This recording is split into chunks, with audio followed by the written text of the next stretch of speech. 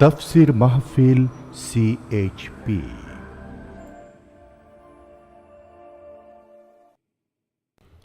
বিসমিল্লাহির রহমানির রহিম। বিশ্ববরেণ্য মুফাসসিরে কোরআন আল্লামা দেলোয়ার হুসাইন সাঈদী ইসলামী সমাজ কল্যাণ পরিষদ চট্টগ্রাম কর্তৃক আয়োজিত ঐতিহাসিক প্যারেড ময়দানে তিনি সূরা লোকমানের ২য় রুকু থেকে তাফসীর পেশ করেন। শব্দধারণ মাহসিন সাউন্ড সিস্টেম, প্রযোজনায় CHP। শুধু তাফসীর মাহফিল CHP চ্যানেলে আল্লামা সাঈদীর মূল্যবান আলোচনা এখন দেখতে পাবেন। আমরা আলোচনা করেছিলাম সূরা লোকমান থেকে, সূরা লোকমানের ২য় রুকু। এখন শয়তান যাতে কাউকে উঠাতে না পারে সেজন্যে আল্লাহর কাছে পানাহ চাই। পুরুষের মতো করে গলা ছেড়ে আমার সাথে পড়েন, আউযু বিল্লাহি মিনাশ শাইতানির রাজীম, বিসমিল্লাহির রাহমানির রহিম। বিতাড়িত মরদুদ শয়তানের ওয়াসওয়াসা থেকে পানাহ চাই পরম করুণাময় আল্লাহর নামে শুরু করছি। وَلَقَدْ آتَيْنَا لُقْمَانَ الْحِكْمَةَ أَنِ اشْكُرْ لِلَّهِ وَمَنْ يَشْكُرْ فَإِنَّمَا يَشْكُرُ لِنَفْسِهِ وَمَنْ كَفَرَ فَإِنَّ اللَّهَ غَنِيٌّ حَمِيدٌ। وَإِذْ قَالَ لُقْمَانُ لِابْنِهِ وَهُوَ يَعِظُهُ يَا بُنَيَّ لَا تُشْرِكْ بِاللَّهِ إِنَّ الشِّرْكَ لَظُلْمٌ عَظِيمٌ। সাদাকাল্লাহুল আযীম। আপনাদের কি মনে আছে যে এই নসিহত কে করেছেন? কারে করেছেন? ছেলেকে। জাতিকে করে নাই, বিশ্ববাসীকে করে নাই, শুধু নিজের ছেলেকে। এই নসিহতগুলি আল্লাহর এত পছন্দ হলো, আল্লাহ কোরআন শরীফে হযরত লোকমানকে এবং তার নসিহতকে চিরন্তন করে দিলেন। সুবহানাল্লাহ। পয়লা নসিহত ছিল, হে আমার কলিজার টুকরা সন্তান, আল্লাহর সাথে কাউকে অংশীদার বানাইও না। এটা হলো 1 নম্বর ছিল। আল্লাহকে তিনি এক, তিনি একক, তিনি ছিলেন, তিনি আছেন, তিনি থাকবেন। তার জাতের সাথে শরীক করা যাবে না, তার সিফাতের সাথে, তার উলুহিয়তের সাথে, তার রুবুবিয়তের সাথে কোন শরীক নাই। তিনি লা শরীক। আল্লাহ রাব্বুল আলামিন বলেন, ওয়াকাদিমনা ইলা মা আমিলু মিন আমালিন ফাজআলনাহু হাবাআম মানসুরা। আল্লাহ তাআলা বলেন, কিয়ামতের দিন আমি যখন বান্দার আমলনামার দিকে আমি যখন মনোযোগী হব, ওই আমলনামার ভিতরে আমি যদি শিরক মিশ্রিত দেখি, তাহলে বান্দার আমলনামাকে ধুলাবালির মতো উড়াইয়া দেব। ধুলি কণার মতো আমলনামাকে উড়িয়ে দেওয়া হবে। আমলনামার ভেতরে যদি শিরক মিশ্রিত থাকে, তাহলে আল্লাহ রাব্বুল আলামিন বলছেন কিয়ামতের দিন আমলনামাকে শিরক মিশ্রিত আমলনামা ধুলি কণার মতো উড়ায় দেব। দাম নাই, সমস্ত আমলগুলি নষ্ট হয়ে যাবে। প্রিয় ভাই সব, সেই জন্য ইন্না শিরকা লাযুলমুন আযীম, শিরক হচ্ছে মস্ত বড় জুলম, অত্যাচার। এই জুলম থেকে আল্লাহ তাআলা আমাদেরকে হেফাজত করুন, আমরা যেন শিরক মুক্ত জীবন যাপন করতে পারি। আল্লাহ যেন তৌফিক আমাদের দেন। আমরা বলি আমিন। সবাই বলেন আমিন। وَوَصَّيْنَا الْإِنسَانَ بِوَالِدَيْهِ حَمَلَتْهُ أُمُّهُ وَهَنًا عَلَى وَهْنٍ وَفِصَالُهُ فِي عَامَيْنِ أَنِ اشْكُرْ لِي وَلِوَالِدَيْكَ إِلَيَّ الْمَصِيرُ। আর আমি উপদেশ দিচ্ছি সমস্ত মানব গোষ্ঠীকে, তারা যেন তাদের মা বাপকে সম্মান করে, ইহসান করে, উপকার করে। তার মা হামালাতুহু উম্মুহু, তার মা তাকে গর্ভধারণ করেছে, ওয়াহানান আলা ওয়াহনিন, শ্রান্তির পর শ্রান্তি, ক্লান্তির পর ক্লান্তি, কষ্ট করে। ওয়া ফিসালুহু ফি আমাইন, আর দুধ ছাড়াতে লেগেছে 2 বছর। আনিশকুরলি, এই জন্যে যাতে করে সে আমার প্রতি কৃতজ্ঞ হয়। ওয়ালে ওয়ালিদাইকা, আর তার পিতা মাতার প্রতিও যেন কৃতজ্ঞ হয়। ইলাইয়াল মাসির, আর আমার দিকেই তোমাদের সকলকে প্রত্যাবর্তন করতে হবে। এ কথাটি কার? আল্লাহ। লক্ষ্য করুন, নসিহত শুরু করেছিলেন কে? লোকমান। হযরতে লোকমান নসিহত শুরু করেছেন। নসিহত তিনি শেষ করতে পারেন নাই, মাঝখানে আল্লাহ রাব্বুল আলামিন তার বক্তব্য নিয়ে এসছেন। এটি কেন? ভালো করে বুঝতে চেষ্টা করুন। হযরতে লোকমান নসিহত করেছেন ছেলেকে কোন বিষয় বলেন? এই তো এতক্ষণই তো বললাম, জোরে বলেন। শিরক। হযরতে লোকমানের বিষয় ছিল শিরক। আর আল্লাহ তাআলা তিনি নিয়ে আসতেন মা বাপের খেদমত করতে হবে, মা বাপের ইহসান করতে হবে।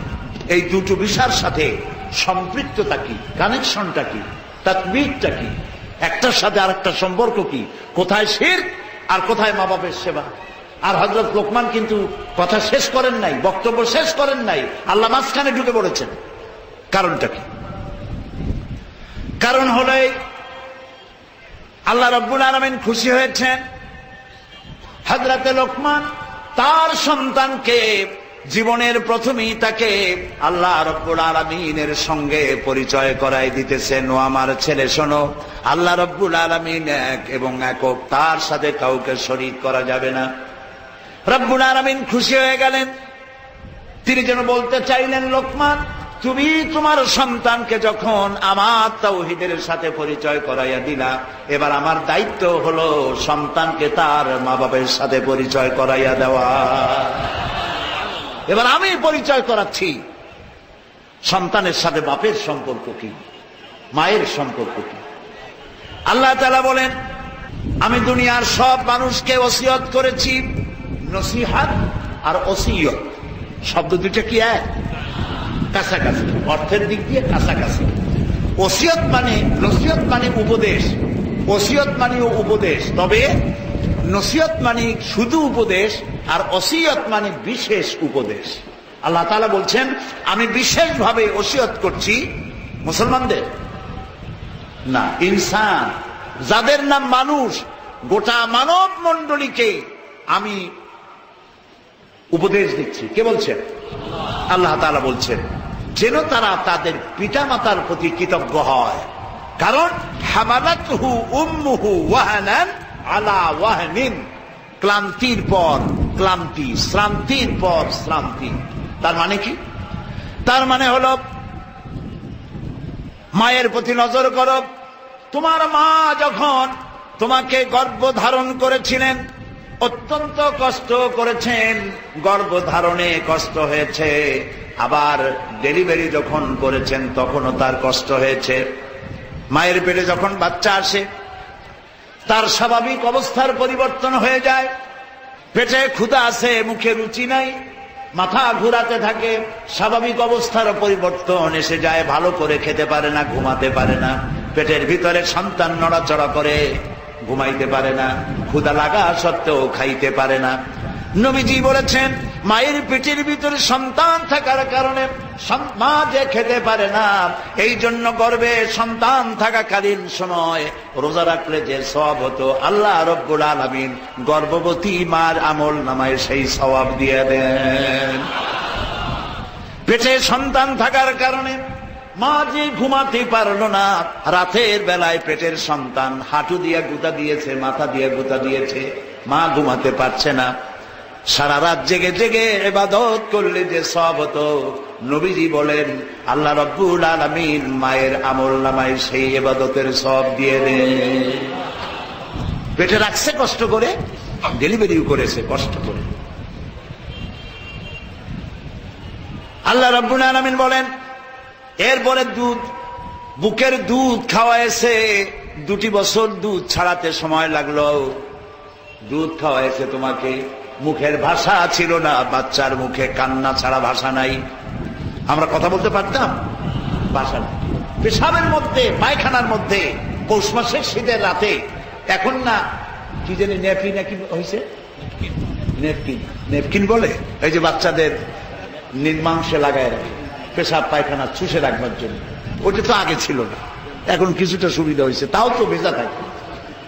পেশাব পায়খানার মধ্যে বাচ্চা পড়ে আস, মাকে ডেকে বলতে পারে না, মা আমি কষ্টের মধ্যে আছি, আমারে উদ্ধার করো, ক্ষুধা লেগেছে, আমারে খাবার দাও, বলার কোনো ভাষা নাই।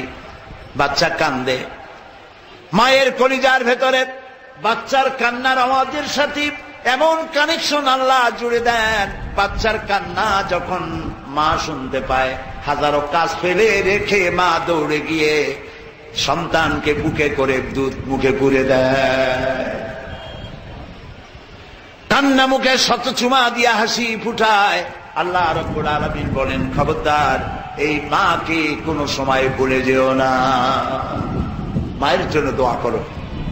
সূরা বনী ইসরাঈলের মধ্যে আল্লাহ পাক বলেন, وَقَضَى رَبُّكَ أَلَّا تَعْبُدُوا إِلَّا إِيَّاهُ وَبِالْوَالِدَيْنِ إِحْسَانًا। তোমার রবের পক্ষ থেকে চূড়ান্ত সিদ্ধান্ত হয়েছে যে আমি আল্লাহ তাআলার ইবাদত করার পরেই মা বাপকে সম্মান করবে, তাদের ইহসান করবে। সুবহানাল্লাহ বলেন। মা বাপের পরে স্থান কার? আল্লাহর পরে স্থান কার? মা বাপের। আল্লাহ তাআলা বলছেন, মা বাপের সাথে সম্মান সূচক কথা বলো। আমাদের মধ্যে বহুত লোক আছে, মায়ের ধমক দেয়, বাপের ধমক দেয়, বোর সাথে বোর কথা মতো মায়ের সাথে কথা বলা বন্ধ করে দেয়। অবশ্য খুলনা এরকম লোক নাই, নাউজুবিল্লাহ। আল্লাহ রাব্বুল আলামিন মায়ের সাথে কেমনে কথা বলবেন আল্লাহ শিখায় দিয়েছেন, ওয়াকুল লাহুমা কাওলান কারীমা। মা বাবার সাথে সম্মান সূচক কথা বলবে, খবরদার চোখ মোটা করে ধমক দিয়ে কথা বলবে না, আল্লাহ তাআলা নারাজ হয়ে যাবে। তুমি যে চোখ দুটো মোটা করে কথা বলো, আল্লাহ ইচ্ছে করলে তোমার চোখ দুটো ছিনায় নিতে পারেন। কোন সাহসে মা বাবার সাথে বেয়াদবি করো? আল্লাহ তাআলা বলছেন তাদেরকে সম্মান করো। আর কি করো? তোমার মা বাবার জন্য আমার কাছে দোয়া করো, রব্বিরহামহুমা কামা রাব্বায়ানি সাগীরা। সবাই পড়েন আমার সাথে, রব্বিরহামহুমা কামা রাব্বায়ানি সাগীরা। আয় আমার রব। কে শিখাচ্ছেন? বলেন বলেন, কে শিখাচ্ছেন? আল্লাহ শিখাই দিচ্ছেন, বান্দারে দোয়া কর, আয় আমার রব, আমি যখন অসহায় ছিলাম তখন আমার মা বাপ যেমন আমাকে স্নেহ করেছেন, লালন করেছেন, কোনো স্বার্থ ছিল না। আছে কোনো স্বার্থ? সন্তান লালন করার পেছনে মায়ের কি স্বার্থ, বাপের কি স্বার্থ? আমি অসহায় ছিলাম, আমার অসহায়ের সময় আমার মা বাপ যেমন আমাকে সহ্য করেছেন, আহারে কি কষ্টটা মা করেছেন। আল্লাহ, আমার মা বাবা আজ অসহায়, বুড়ো মানুষ, আমার মা বুড়ি মানুষ, আল্লাহ তাআলা আমার মা বাপ আমাকে যেমন স্নেহের কোলে লালন পালন করেছে, ও আমার রব, তুমি আমার মা বাপকে তোমার রহমতের কোলে লালন পালন করো। বলেন আমিন। প্রত্যেক নামাজের পরে এই দোয়াটা করবেন, মনে থাকবে ভাই? মনে থাকবে? প্রিয় ভাই সব, আমাদের কিসমত খারাপ, আমরা সোজা জিনিস বুঝতে চাই না, বাঁকা জিনিস বুঝি খুব ভালো। যার দোয়া কবুল হওয়ার গ্যারান্টি 100%, মিয়া বিল মিয়া, 100তে 100 ভাগ, তার কাছে দোয়া চাই না। যার দোয়া কবুল হওয়ার সম্ভাবনা 50-50, সেইখানেই যায়। যেমন ধরুন কোন মৌলানা সাহেব, কোন ইমাম সাহেব, কোন পীর সাহেব, দোয়া কবুল হবেই, এর কোনো গ্যারান্টি নাই, কোরআনেও নাই, হাদিসেও নাই। আমি কি ঠিক বললাম না ভুল বলছি? এখানে বহুত আলেম আছে, আমি ভুল করলে আমি অধিকার দিলাম প্রত্যেকটি লোক দাঁড়িয়ে আমার ভুলের প্রতিবাদ করতে পারবেন, অধিকার আছে। প্রিয় ভাই সব, 3 জনের দোয়া কবুল হবে। কয়জন?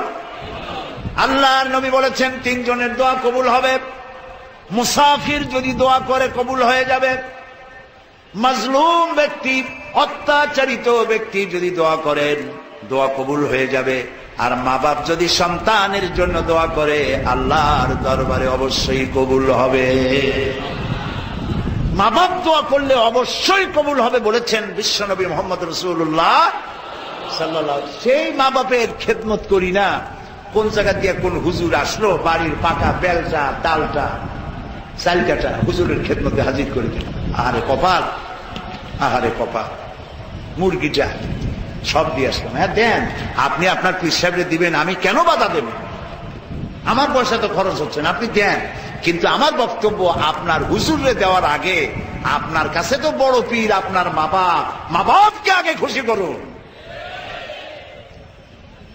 বুড়ি মা, আহারে বোর কথা মতো কয় বুড়ি মরে না কেন, মার কথা বলে, এরকম অভিযোগ আসে আমাদের কাছে, বুড়ি মরে না কেন। আহারে তুমি তোমার মায়েরে কয় বুড়ি মরে না কেন। এমন সময় ছিল তোমার টাইফয়েড হয়েছে, তখন ডাক্তার ছিল না, গভীর রাত, অনেক জ্বর, গায়ে কম্বল নাই, ল্যাপ নাই, তোমার গরিব মা, দুঃখিনী মা নিজের আঁচল দিয়া নিজের শরীর দিয়া তোমারে চেপে ধরে তোমারে তাপের ব্যবস্থা করেছিলেন। সারা রাত জেগে জেগে চোখের পানি ফেলেছেন, তাহাজ্জুদের নামাজ পড়ে চোখের পানি মিলে পানি ফেলে এই জনম দুঃখিনী গর্ভধারিণী মা আল্লাহর কাছে কেঁদেছে, রব্বুল আলামিন আমার জীবনের বিনিময় আমার বাঁচারে বাঁচাইয়া দাও। যেই মা নিজের জীবনের বিনিময়ে তোমারে বাঁচাবার জন্য দোয়া করলেন, আজকে বউয়ের কথা মতো বলে বুড়ি মরে না কেন। নাউজুবিল্লাহ, কুলাঙ্গা। প্রিয় ভাই সব, আপনার হুজুরকে আপনি দিবেন, আমি কোনো বাধা দেব না, কিন্তু শুনুন, আপনি যদি একটা বেদানা কিনে নিয়ে বুড়ি মার কাছে বসে বেদানাটা ভাঙ্গিয়া নিজের হাতে বুড়ি মায়েরে খাওয়াইয়া দেন, মুরগি রান্না করে মা বাপকে কাছে বসাইয়া গোশতের ভালো ভালো অংশগুলি মাখাইয়া মুখে ভাত উঠাইয়া দেন, আল্লাহর আরশ খুশি হয়ে যাবে। আপনি পীর সাহেবের কত খুশি করবেন? আপনি 500 টাকা দিবেন, 5000 টাকা আর একজনের কাছে পাইছে। আপনি মুরগি খাওয়াবেন, আর একজনে তো বিরিয়ানি খাওয়াইছে, মারে খুশি করে। সাহাবী এসে বলছেন, হে রাসূল, আমার মা মেজাজ খুব খারাপ। রাসূল বলছেন, তোমার মা যখন তোমাকে পেটে ধারণ করেছিলেন 10টি মাস, তখন তো তার মেজাজ খারাপ ছিল না। সাহাবী বলছেন, হুজুর আমি ঠিকই বলছি, আমার মায়ের মেজাজ খুব খারাপ। হুজুর বলছেন, 2 বা 2.5 বছর পর্যন্ত তোমার মা যখন তোমাকে দুধ খাওয়াইয়া বড় করছে, তখন তো তার মেজাজ খারাপ ছিল না। সাহাবী বলছেন, হুজুর আমার মায়ের দুধের হক আমি আদায় করছি। কেমনে? কয় যে আমার মাকে আমি ঘাড়ে করে আমি হজ করেছি, তিনি অচল, আমি হজ করেছি, আরাফাতে গেছি, মুজদালিফায় গেছি, মিনায় গেছি, রমি হেজার করেছি, তাওয়াফ করেছি, সাই করেছি, সব মায়ের ঘাড়ে করে করছি। আমি তো মায়ের হক, মায়ের দুধের হক আদায় করে ফেলছি। আল্লাহ রাসূল বলছেন, তুমি তোমার মায়ের দুধের হক আদায় করছো? তুমি তোমার মা ডেলিভারির সময় যে কষ্ট করেছিলেন সারা জীবন, তুমি তার শুকরিয়া আদায় করতে পারবে? কখনো সম্ভব নয়। ডেলিভারিতে যে কষ্ট হয়েছে, তুমি তো সেই কষ্টের একটি অংশ শোধ করতে পারবে না। প্রিয় ভাই সব, আমরা যদি আমাদের বুকের চামড়াটা, পিঠের চামড়া না, বুকের চামড়াটা দিয়া মায়ের পায়ের জন্য 1 জোড়া স্যান্ডেল তৈরি করে দেই, 1 ফোঁটা দুধের হক আদায় হবে না। মা বাপকে খেদমত করো, সম্মান করো। আল্লাহ রাব্বুল আলামিন বলেন, وَإِنْ جَاهَدَاكَ عَلَىٰ أَن تُشْرِكَ بِي مَا لَيْسَ لَكَ بِهِ عِلْمٌ وَإِنْ جَاهَدَاكَ عَلَىٰ أَن تُشْرِكَ بِي مَا لَيْسَ لَكَ بِهِ عِلْمٌ فَلَا تُطِعْهُمَا وَصَاحِبْهُمَا فِي الدُّنْيَا مَعْرُوفًا। তবে তোমার মা বাপ যদি তোমার প্রতি বাড়াবাড়ি করে, চাপাচাপি করে এই ব্যাপারে যে আমার সমকক্ষ কাউকে বানাতে চায়, আর এ সম্পর্কে তোমার কোনো জ্ঞান নাই, তোমার জানা নাই, ফালা তুতি'হুমা ওয়া সাহিবুহুমা ফিদ দুনিয়া মারুফা, তাহলে তুমি তোমার মা বাপের আনুগত্য এই ক্ষেত্রে করবে না। তবে দুনিয়ার জীবনে মা বাপের প্রতি সম্মান, ভালো ব্যবহার, সদ্ব্যবহার করতেই হবে। এই আয়াতের শানে নজুল হচ্ছে এই হযরতে সাদ বিন আবি ওয়াক্কাস রাদিয়াল্লাহু তাআলা আনহু, তার বয়স তখন হবে সম্ভবত 18 কি 19 বছর। তিনি ইসলাম কবুল করলেন। মা কাফের। মা এটা শুনে বলল, তুমি নাকি ইসলাম কবুল করেছো? তিনি বললেন, হ্যাঁ ইসলাম কবুল করেছি। তুই ইসলাম কবুল করেছো, আমি তোমাকে বলছি ইসলাম পরিত্যাগ করো। আর আমি এটাও জানি ইসলাম মা বাপের যথেষ্ট গুরুত্ব দিয়েছে। তুমি যদি ইসলাম পরিত্যাগ না করো, এই ভাত, এই পানি, এই রুটি রইল, আমি অনশন ধর্মঘট করলাম, ততক্ষণ পর্যন্ত আমি খানা খাবো না, পানি স্পর্শ করব না, যতক্ষণ তুমি ইসলাম পরিত্যাগ না করছো। হযরতে সাদ বিন আবি ওয়াক্কাস রাদিয়াল্লাহু তাআলা আনহু বিরাট বিপদে পড়ে গেলেন। তিনি রাসূলের কাছে চলে গেলেন, যে তার সমস্যার কথা বললেন। এখন রাসূল তো কোনো কথা বলেন না যতক্ষণ পর্যন্ত কে না বলে, না না না, জিবরাইল না বলে। আর জিবরাইল ততক্ষণ কথা বলেন না যতক্ষণ আল্লাহ না বলেন। রাসূলুল্লাহ বসে আছে, আল্লাহর পক্ষ থেকে এই আয়াত নাজিল হয়ে গেল। সুবহানাল্লাহ। আল্লাহ তাআলা শুনাই দিলেন, মা বাপের কথা মানতে হবে, কিন্তু মা বাপ যদি শিরক করতে বলে, এমন কোন কথা বলে যেই কথা মানতে গেলে আল্লাহর সাথে নাফরমানি করা হয়, এমন কথা মানা যাবে না। তবে কোন কারো মা বাপ যদি হিন্দু হয়, খ্রিস্টান হয়, বৌদ্ধ হয়, যেমন গতকাল এখানে একজন মুসলমান হয়েছে, হয় না? একজন মুসলমান হয়েছেন। আজকেও ওরকম একটা সুসংবাদ আছে, কোন আলহামদুলিল্লাহ। তো যে ব্যক্তি মুসলমান হলো, তার মা তো মুসলমান হলো না। এখন মা যে মুসলমান হলো না, ব্যবহারটা কেমন করবে? মায়ের মতো করবে না পড়শির মতো, পাড়া প্রতিবেশী বেশির মতো করবে? আল্লাহ তাআলা বলে দিলেন, ওয়া সাহিবুহুমা ফিদ দুনিয়া মারুফা। দুনিয়ার বুকে মা বাপের সাথে ভালো ব্যবহার অবশ্যই করতে হবে, তাই মা কাফের হোক, মুশরিক হোক, যাই হোক না কেন, মা মাই বা পাপী। সুবহানাল্লাহ। প্রিয় ভাই সব, আল্লাহ তাআলা বলছেন, ওয়াত্তাবি সাবিলা মান আনাবা ইলাইয়া সুম্মা ইলাইয়া মারজিউকুম ফাউনাব্বিউকুম বিমা কুনতুম তা'মালুন। আল্লাহ তাআলা বলছেন, অনুসরণ করো তারপর যে ব্যক্তি আমার পথে পরিচালিত হয়, আর তোমাদের সকলকে আমার দিকে ফিরে আসতে হবে। ফাউনাব্বিউকুম বিমা কুনতুম তা'মালুন। আর তখন তোমরা সবকিছুই জানতে পারবে, জানিয়ে দেওয়া হবে যা কিছু তোমরা পৃথিবীতে করেছিলে। আল্লাহ তাআলার কথা এখানে শেষ হয়ে গেল। প্রথমে নসিহত ছিল লোকমানের, মাঝখানে আল্লাহ তাআলা মা বাপের এই কথাগুলি বললেন। কেন বললেন সেটাও আমি ব্যাখ্যা দিলাম। এখন আসুন, আবার হযরতে লোকমানের নসিহত শুরু হচ্ছে। হযরতে লোকমান বলেন, ইয়া বুনাইয়া ইন্নাহা ইন তাকু মিসকালা হাববাতিন মিন খারদালিন ফাতাকুন ফি সাখরাতিন আও ফিস সামাওয়াতি আও ফিল আরদি ইয়াতি বিহাল্লাহ ইন্নাল্লাহা লাতীফুন খাবীর। ইয়া বুনাইয়া, হে আমার কলিজার টুকরা সন্তান। কালকে বলেছিলাম, ছেলেকে তিনি আদর করে ডাকছেন, হে আমার কলিজার টুকরা সন্তান। এটা বুঝবার কোনো কারণ নাই যে কলিজার টুকরা নয়নের পুতুলি বলছে বলে বাচ্চা বুঝি খুব ছোট। তো বাচ্চা যদি ছোট হয়, ছোট বাচ্চাকে এত বড় গুরুত্বপূর্ণ নসিহত করা যায় না। নসিহতের তো একটা স্তর আছে, পর্যায় আছে। ছোট বাচ্চাকে এই নসিহত করা যায় না। তো বুনাইয়া বলে কলিজার টুকরা সন্তান বলছে কেন, এটা বুঝাবার জন্য আমরা বলি, আমি বলে থাকি যে আমাদের দেশে ছেলেবেলেদেরকে বাপ আদর করে ডাকে। বরিশালে, পিরোজপুরে, ঝালকাঠি এইসব এলাকায় আদর করে ছেলেকে ডাকে গেদা, গেদু। গেদা হলো একটু আদর, আর গেদু কইলে সাংঘাতিক আদর। আর ঢাকা বা অন্যান্য এলাকায় ডাকে খোকা। খোকা তো এক মন্ত্রীও আছে না?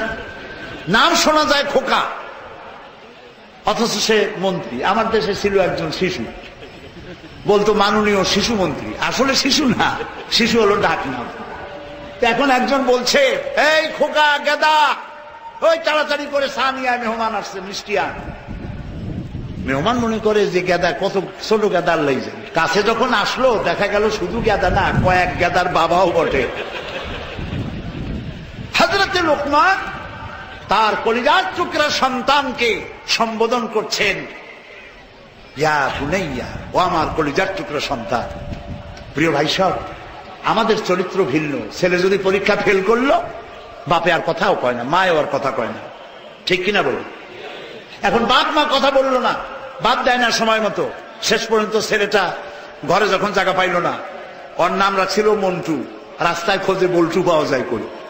তারপরে মন্টু বল্টুদের সাথে মিশা এক সময় ফেন্সিডিল ধরলো, এক সময় হেরোইন ধরলো। আপনার দুর্ব্যবহারের কারণে আপনার কলিজার টুকরা সন্তান হারায় গেল, হয় কিনা বলেন? এই জন্য মা বাপের এটা করা উচিত নয়।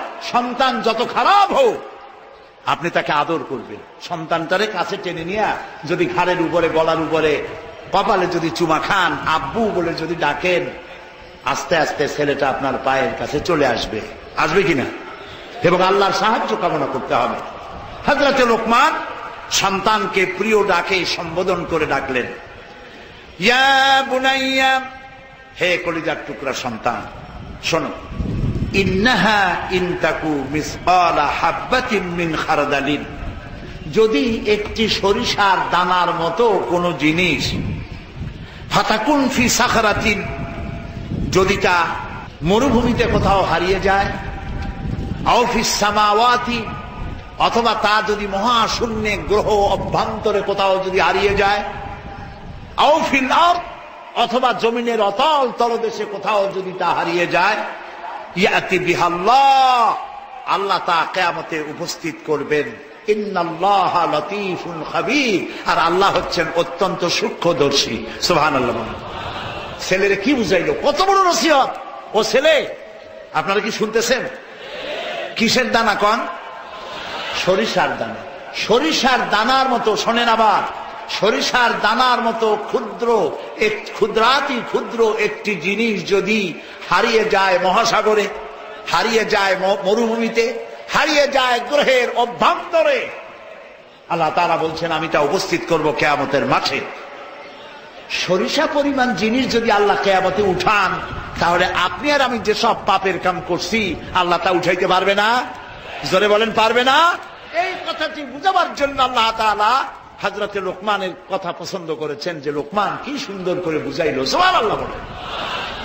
আল্লাহ রাব্বুল আলামিন বলেন, وَيَعْلَمُ مَا فِي الْبَرِّ وَالْبَحْرِ وَمَا تَسْقُطُ مِنْ وَرَقَةٍ إِلَّا يَعْلَمُهَا, পানির উপরে কি হয়, পানির তলদেশে কি হয়, সব আল্লাহ রাব্বুল আলামিন বলেন আমি জানি। শুধু তাই নয়, এই পৃথিবীর কোন একটি গাছের পাতা যদি পড়ে যায়, কোন গাছের কোন পাতাটি পড়েছে, আল্লাহর কাছে তার খবর হয়ে যায়। আমরা বেহেশতে যাব না দোজখে যাব, এটি ফেরেশতাদের হিসাব করার দরকার নেই। এটি আল্লাহ তাআলা আমাদের কিন্তু জ্ঞান দিয়েছেন, আমরা নিজেরাও হিসাব করতে পারি। এই যে আমরা যারা বসে আছি এখানে, আমাদের প্রত্যেকের গলায় আল্লাহ তাআলা একটা কিতাব ঝুলিয়ে দিয়েছেন। আমাদের প্রত্যেকের গলায় একটা ডিস্ক, কম্পিউটারের ডিস্ক আছে না ভাই, একটা ডিস্ক এখানে লাগানো আছে। যা করতেছি সব লিপিবদ্ধ হচ্ছে। বিশ্বাস করেন?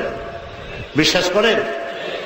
আপনার মোবাইল ফোন আছে না? মোবাইল, এখন তো মোবাইল একেবারে সস্তা হইতে হইতে মাছওয়ালা, রিক্সাওয়ালা, তারপরে খয়রাতি, মুসাফির, এরাও সকলের হাতে মোবাইল চলে গেছে। মোবাইলের মধ্যে ছোট্ট একটা সিম আছে, ছোট্ট একটা সিম। এই সিমের মধ্যে শত শত টেলিফোন নাম্বার বুক করা যায়, ডাটা ইনফরমেশন এর মধ্যে রাখা যায়।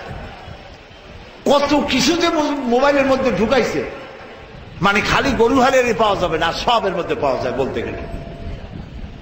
একটা ছোট্ট সিমের মধ্যে যদি এত জিনিস রাখা যায়, এটা যদি মানুষে পারে, এই বুদ্ধি যে আল্লাহ দিলেন, সেই আল্লাহ আপনার আমার সাথে অদৃশ্য একটা সিম কার্ড ঢুকাইয়া তার মধ্যে সব আল্লাহ ঢুকাই দিতে পারেন না? কিয়ামতের দিন আল্লাহ তাআলা এটাই হাতে দিয়ে বলবেন, ইকরা কিতাবাক, পড়ো তোমার কিতাব, যা তুমি করেছিলে। আচ্ছা ভাই বলেন, এই যে আমার সামনে আপনারা বসে আছেন, ছোটবেলায় পায়ের তলায় বড়ই কাটা ঢুকছিল, ট্যাংরা মাছের কাটা ঢুকছিল, কই মাছ খাইতে গিয়ে গলায় আটকে গেছিল, কারো বাড়ির লিচু চুরি করতে গিয়ে বাড়িওয়ালার থাপ্পড় খাইছিলেন, মাস্টারের পিটান খাইছিলেন, এই সব ছোটখাটো কথা মনে আছে না নাই? আর এদিকে যারা বললেন না তাদের মনে নেই, মনে আছে কিনা? তাহলে ট্যাঙ্গার কাঁচা ঢুকলো ওই যে মনে থাকলো, মাস্টারের ছোটবেলা পিটাইছিল, থাপ্পড় মারছিল, কান জ্বলে উঠছিল, ওই যে মনে আছে। তাহলে কোন হোটেলে, কোন বাগানে, কোন পার্কে, কোথায় কি বড় বড় পাপ করেছিলেন সেগুলো মনে পড়বে না? এখন হিসাব করেন এখানে বসে, জীবনে যা যা করছিলেন আপনি হিসাব করুন, আপনার জায়গা কোথায় হওয়া উচিত, জান্নাতে না জাহান্নামে? হিসাব করুন। প্রিয় ভাই সব, আল্লাহ তাআলা হযরতে লোকমানের এই নসিহতে খুশি হয়েছেন এই কারণে, তিনি সন্তানকে একেবারে বাচ্চা অবস্থা থেকে তার রক্তের মধ্যে আল্লাহর কথা, আখিরাতের কথা কলিজার মধ্যে ঢুকাই দিচ্ছেন। সুবহানাল্লাহ বলে আমরা যেন আমাদের সন্তানদেরকে এরকম বুঝাতে পারি। আল্লাহ তাআলা সব জানেন এবং টের পান। বাচ্চাকে বোঝানো উচিত, মিথ্যা বলবে আল্লাহ টের পাবেন, কাউকে মারবা আল্লাহ টের পাবে, কাউকে ঠকাবে আল্লাহ টের পাবেন, এবং কিয়ামতের দিন জীবনের প্রত্যেকটি কাজ এবং কথার হিসাব হবে কিয়ামতের মাঠে। প্রিয় ভাই সব, সেই কিয়ামতের কঠিন দিনে হিসাব করার জন্য আল্লাহ তাআলা আমাদের সাথে ফেরেশতা লাগিয়ে দিয়েছে। সেই ফেরেশতারা আমাদের সবকিছু রেকর্ড করছে। আল্লাহ তাআলা বলছে, মা ইয়ালফিযু মিন কাওলিন ইল্লা লাদাইহি রাকীবুন আতীদ।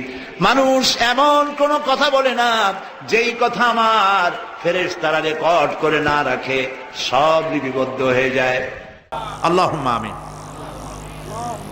রব্বানা যালামনা আনফুসানা ওয়া ইন লাম তাগফির লানা ওয়া তারহামনা লানাকুনান্না মিনাল খাসিরিন। রব্বানা লা তুযিগ কুলুবানা বা'দা ইয হাদাইতানা ওয়া হাব লানা মিন লাদুনকা রাহমাতান ইন্নাকা আনতাল ওয়াহ্হাব।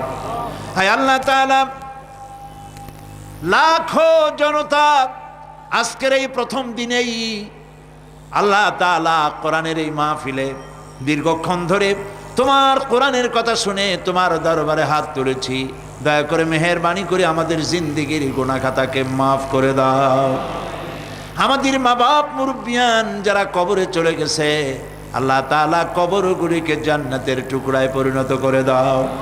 রব্বির হামহুমা কামা রব্বায়ানি সগীরা। পড়েন সবাই, রব্বির হামহুমা কামা রব্বায়ানি সগীরা। আয় আল্লাহ তাআলা, আমাদের এই বিবি বাল বাচ্চা যা দান করেছো সবগুলিকে দিনদার বানাও, ইমানদার বানাও, নামাজি বানাও, পরেজগার বানাইয়া দাও। রব্বুল আলামিন, যেই পরকালের কথা, কিয়ামতের কথা আলোচনা করলাম, সেই কঠিন হাসরের ময়দানে যেদিন পায়ের নিচে হবে তামার মতো মাটি, আর মাথার উপরে প্রকাণ্ড সূর্যের তাপে গুনাহগারের মাথার চান্দি ফেটে গিয়া মগজগুলি গলে গলে নাক কান দিয়ে বেয়ে পড়তে লাগবে। জিহ্বাটা পানির পিপাসায় কুকুরের মতো ঝুলে নাভিস্থল পর্যন্ত পড়ে যাবে। ময়দানে সাড়া পড়বে পানি পানি বলে। আল্লাহ তাআলা ওই দিনে তোমার হাবিবের হাতের কাউসারের পেয়ালা আমাদের নসিব করে দিও। আহ जाती है फलक पर रहम लाने के लिए, आह जाती है फलक पर रहम लाने के लिए, बादलो हट जा दे दो आह जाने के लिए।